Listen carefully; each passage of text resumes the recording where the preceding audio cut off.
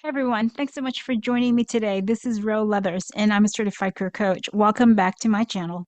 Today's topic is a question that is commonly emailed to me, and since it's back to school time, I thought I'd address this question in this episode in hopes that it will help more students. The question we are addressing today is, when do I start preparing for college? If you're in high school and wondering when you should start preparing for college, guess what? It's not just your senior year. College prep is a journey that starts earlier than you think. Today, I'm going to give you a step-by-step roadmap from ninth grade to 12th grade so you know exactly what to do at each stage. And my advice isn't new, okay? It's more of reminders, but organized in a way that you can follow them easily. Examples on how your own interests like gaming, volunteering, or creative writing can connect you to your future career and college path. Let's dive in. All right, so let's tackle ninth grade. This is your freshman year, and really think of it as building your foundation. Ninth grade is all about starting strong. Remember, first, your GPA starts now. Every grade counts, so take your classes seriously. An example is if you know your algebra is a little bit tough for you, get help early, get tutoring early so that it doesn't hurt your GPA later. And then, of course, habits matter. This is the year to build time management skills, organizational skills, and study routines. Try using a planner or a digital calendar or something to track your assignments and activities. Also, explore clubs and sports or creative outlets. And don't worry about being perfect. You just want to try things out. And colleges love to see consistency and involvement starting early. And to keep track, start a brag sheet. Could be a simple Google Doc where you record your activities, awards, and volunteer hours. It will save you so much time later. Also, consider volunteering. Begin giving back in small ways. Examples are if you're interested in healthcare, volunteer at a hospital, maybe even just the gift shop. If you like technology, help neighbors or younger students with computer skills. If you enjoy being outside in the outdoors, consider helping elderly neighbors with lawn care. These all count. And then start connecting and building your network. Get to know your teachers. They'll be mentors over the next few years, and the ones who see your efforts early are the ones who can write you strong recommendation letters later. So, ninth grade is your chance to lay the groundwork for everything that comes next. Let's move on to 10th grade. Your sophomore year is your year of exploration and self discovery, right? This is when you're going to explore your interests and start shaping your identity. Challenge yourself with harder classes like honors or AP to show your academic growth. Now, with that said, work with your teachers and advisors to figure out your skill level and set yourself up for success. Take the PSAT as practice. It won't count yet, but it gives you a taste of standardized testing. Look for a way to get free access by talking with your academic advisors or by finding free online platforms to practice.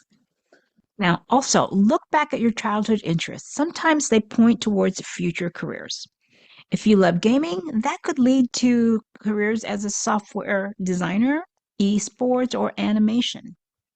If you're always playing with Legos and have a love for building things, consider engineering, architecture, or design. If you're into creative writing or journalism, think communications, publishing, marketing.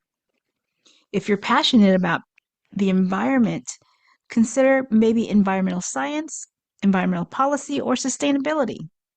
And if you love parks and recreation, that could mean urban planning, recreation management, or conservation. If volunteering energized you, maybe teaching, social work, or nonprofit leadership is in your future. Work on setting yourself apart. What makes you unique and how can you build upon that? Examples are if you're a writer, contribute to your school paper. Maybe start a blog that supports community causes and initiatives. If you're artistic, showcase your work online or in school competitions and consider volunteering for after school programs to teach younger children. If you're entrepreneurial, maybe start a small tutoring service or side hustle, or better yet, a fundraiser for a local cause that supports an underserved population. The goal of your sophomore year is to start connecting your interests, activities, and strengths into a story that shows who you are. Consistency is important, but also finding the right fit for you. It may take a while to find your passion, but keep your momentum in building your resume. Okay, now let's move on to your 11th year, which is your junior year, and it's a crucial year. The junior year is the most important year of high school. Why is that? Well, it's when you take your PSAT in October and your MSQ2, which could qualify you for a National Merit Scholarship. Check with your academic advisor if this is available to you and if it's going to be helpful. Begin your SAT or ACT prep. Examples, if you're strong in reading but weaker in math, dedicate more time practicing math. Okay? Get tutoring if that's going to be necessary. Stay on top of your GPA. Colleges look closely at your junior year transcript. You'll want to focus on favorite subjects too. Doing well in them makes you stand out and helps build relationship with those teachers we talked about who can write you recommendation letters. Example, if you're thriving in biology, engage with your teacher and maybe assist in lab projects. Help tutor some students who need help. And that teacher could, again, write a glowing letter for pre-med applications. Recommendation letters are going to be necessary as part of your college application. Also, now's the time to start stepping into leadership roles. Colleges love to see growth from participants to leadership. An example, move from soccer player to maybe a team captain, or from a member of the student council to an office like treasurer. Now is also the time to start researching colleges and taking your findings seriously. Look beyond name recognition. Explore academics, student life, and career outcomes. Don't just choose a college because your friends chose it. Be your own person. Visit campuses if you can, or take virtual tours. There's something about visiting colleges that will help you assess if it's a fit for you. Campus visits can inspire you to visualize yourself as a student. Walk through the campus, visit the student union, the library, and eat in the dining halls. Believe it or not, these visits will take your college planning to a higher level of clarity about your future. When you can see yourself in those scenarios, it becomes clear what your future is going to look like. Now, also good time to use LinkedIn as a research. If you're looking at school for specific academics, you'll want to know what their outcomes are for their alumni. So look for people who graduated from those colleges and the programs that you're looking at. If you want to study business, check if graduates from your target schools are working at major firms or starting their own companies. What are they all doing? LinkedIn is a good tool for that. So, and here's another tip. Make a spreadsheet of your top school choices. Make columns for majors, tuition, scholarships, student life, and alumni outcomes, and whatever it is that's important to you.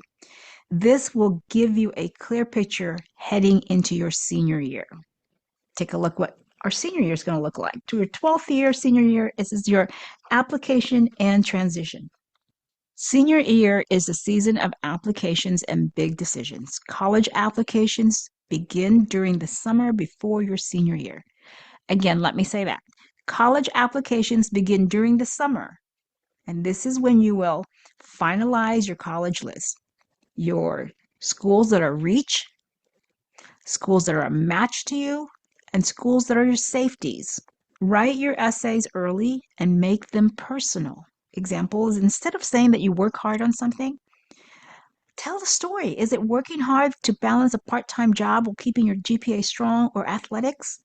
That's memorable. Colleges love to learn about each applicant through storytelling. Apply for scholarships. Don't leave free money on the table. Look at local organizations as well as national sites. And most importantly, your school counselor. Your counselor's office will have a list of potential scholarships. It's also time for you to complete or start your FAFSA. Usually opens October 1st.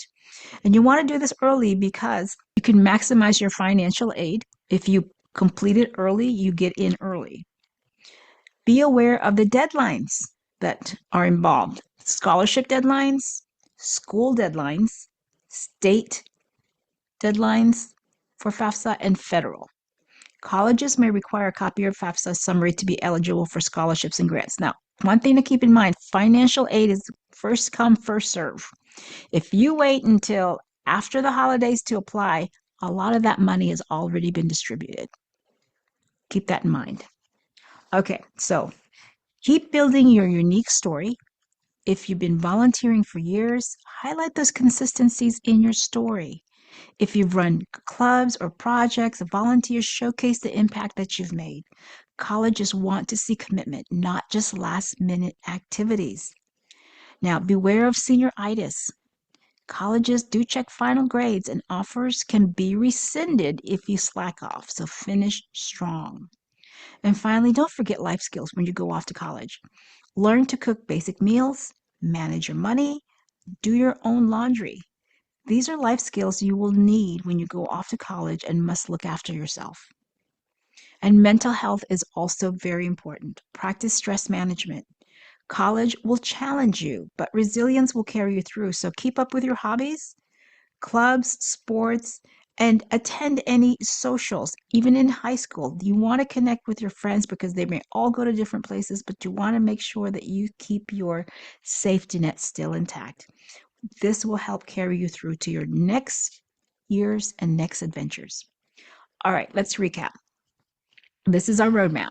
Ninth grade, build habits, focus on your GPA, start volunteering, and start documenting your journey.